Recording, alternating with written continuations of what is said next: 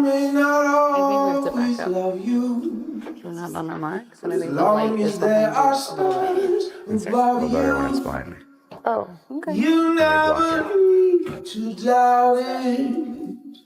I'll make you so sure. Talking. God only I know, knows I just got what lost. I'd Nice be talking. No, I without think it's you. more romantic.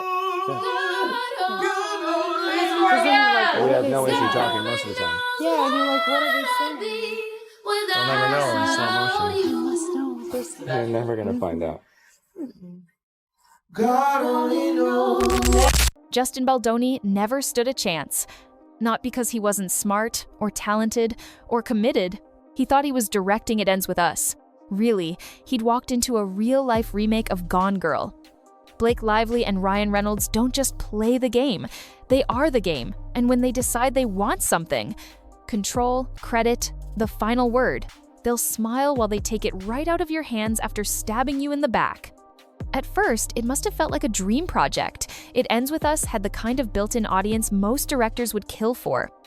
A passionate fan base, a best-selling book, a story that could be both heartfelt and commercial. On paper, it was the perfect fit for him. A story about resilience, human connection, and love. But the thing about paper is that it burns fast. Somewhere between the first table read and the last day of shooting, Justin stopped being the director and started being something else. A face in the background, a name in the credits. A man quietly watching as the project he'd once been steering was ripped out of his hands, not by accident, but by design. And the truth? He let it happen. That's the part that stings. He gave in, every single damn time. When you're dealing with people like Blake Lively and Ryan Reynolds, you have to understand.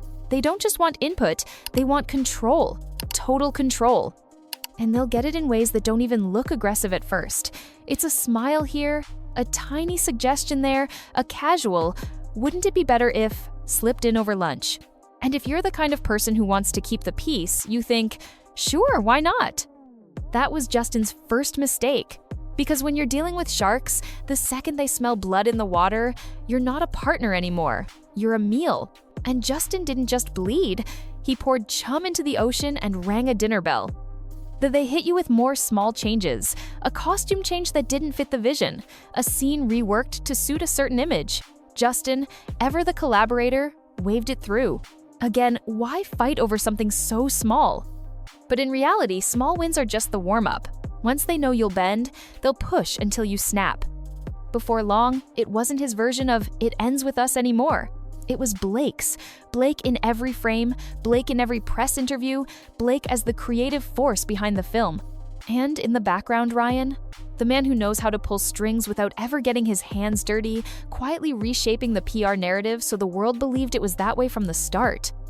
Ryan has this reputation for being the charming guy in the room, but behind the scenes, he's a tactician.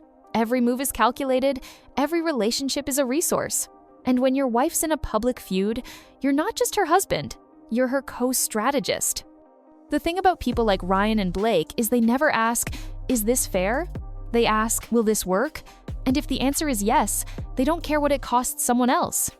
Justin probably thought being agreeable would protect him, that if he didn't rock the boat, they wouldn't tip it. But here's the hard truth that in most jobs, being nice doesn't protect you. It paints a target on your back. Every concession he made was like handing them another weapon. He let them reshape scenes, rewrite marketing plans, dominate the press narrative. And then, when things got ugly, the lawsuits, the subpoenas, the public mudslinging, he still tried to play it measured.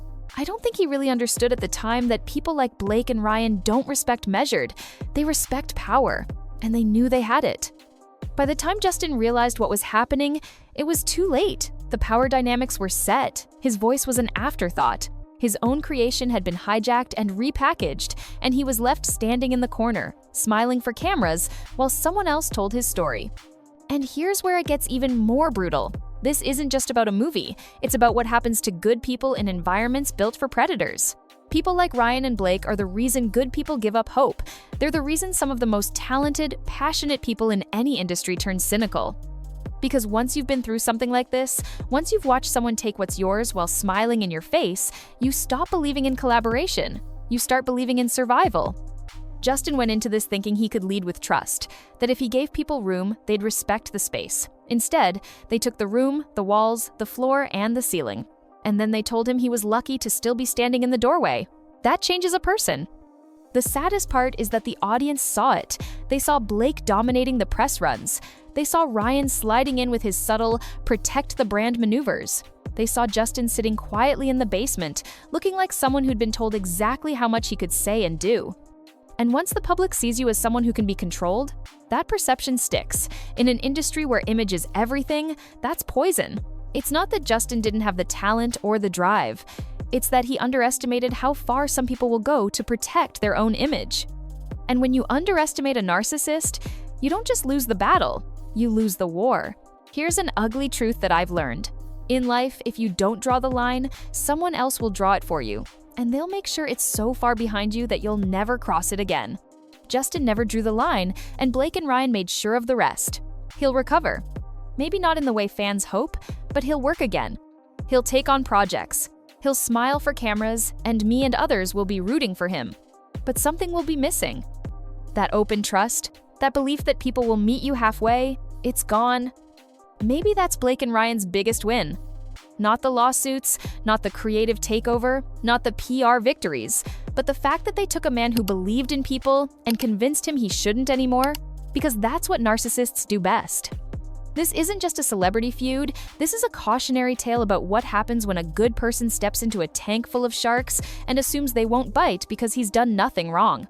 About how being agreeable is a liability when the people you're dealing with see kindness as currency to be stolen. Justin Baldoni will walk away from this, but he won't walk away without a limp. And that, more than anything else, is the real loss.